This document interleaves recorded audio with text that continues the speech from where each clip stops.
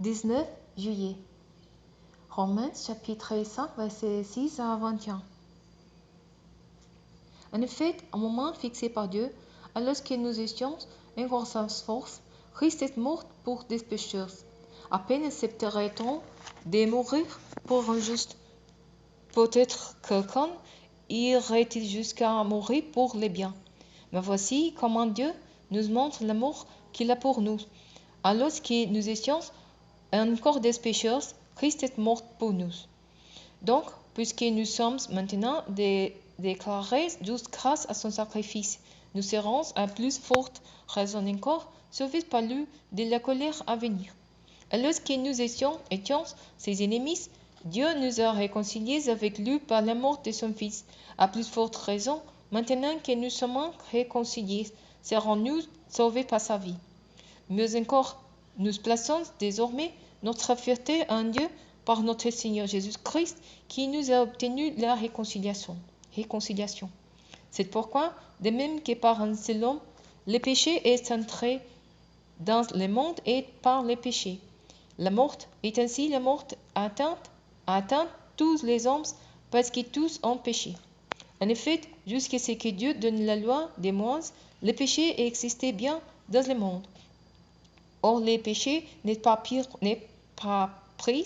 en compte quand la loi n'existe pas.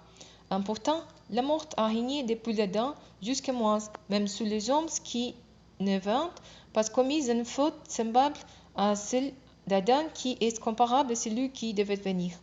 Mais il y a une différence entre la faute et le don de la grâce. En effet, si la faute d'un seul a pour conséquence la mort de beaucoup, à bien plus forte raison, la grâce de Dieu, don gratuite qui vient d'un seul homme, Jésus-Christ, a surabondé pour beaucoup.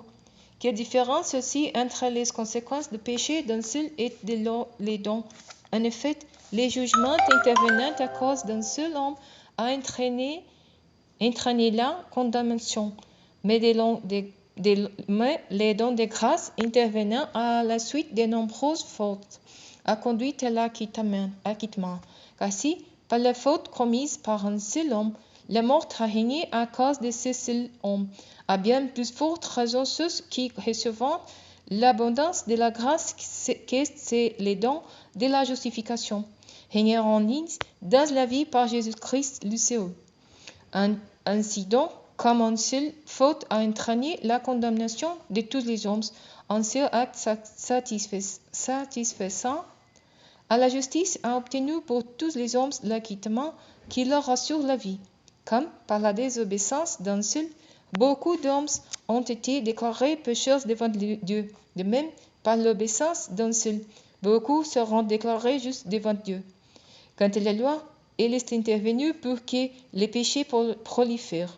Mais là où le péché a proliféré, la grâce est surabondée. Pour que, comme le péché a régné par la mort, de même la grâce règne par la justice que Dieu accorde et qui aboutit à la vie éternelle par Jésus-Christ notre Seigneur.